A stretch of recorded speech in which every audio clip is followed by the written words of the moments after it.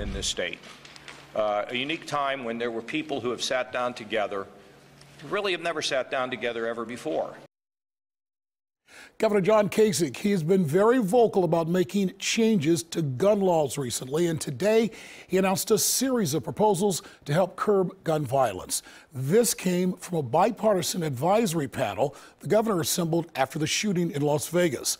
Among the proposals, a red flag law, which would allow family members, guardians, or police to ask a judge to temporarily strip gun rights from people showing warning signs of violence. The governor also proposed a ban on armor-piercing bullets, and he wants to clarify Ohio's ban on third-party gun buyers. Another one of those proposals prohibiting under domestic violence protection orders from buying or possessing firearms. NBC4's SHAWN LANIER is live tonight with a look at the proposal and the impact if it does become law here in Ohio. Sean? Well, Mike, right now there's already a federal law making it illegal for people convicted of domestic violence crimes to own or possess a gun, but this state proposal will give Ohio more power.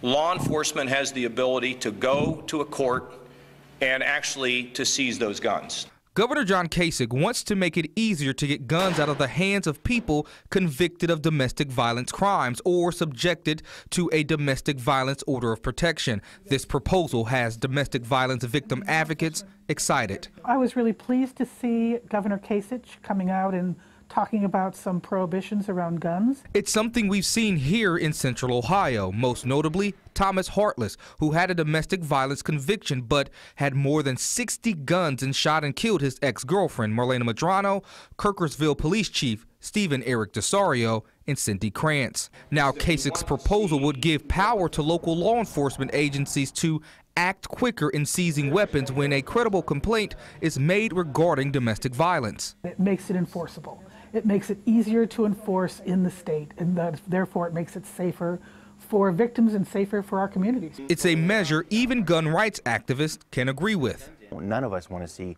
firearms in the hands of criminals. None of us want to see the tragedies in Florida. Eric Delbert says this is a step in the right direction, but this proposal wouldn't solve the issue of gun violence. Like with any law, it only applies to law-abiding citizens. Criminals by nature don't obey the laws. And who you just heard from, he's an owner of LEPD firearms. He says one of the things that would definitely help would be to fix the issues with the background checks, and that is also something that Governor Kasich proposed. Local for you in Columbus, SHAWN LANIER, NBC4. Thanks, Sean. Lawmakers in Washington know they must work together to address the issue of gun control. And the day after the president challenged some Republican lawmakers to stand up to the NRA, Ohio Democratic Senator Sherrod Brown is on board with most of President Trump's points on this issue. I'm glad he said what he did. I'm glad he wants to work bipartisanly on this. I'm glad he thinks that we should do universal background checks and not allow the purchase of guns until 21. But I hope he follows through on it. I'm willing to work with him.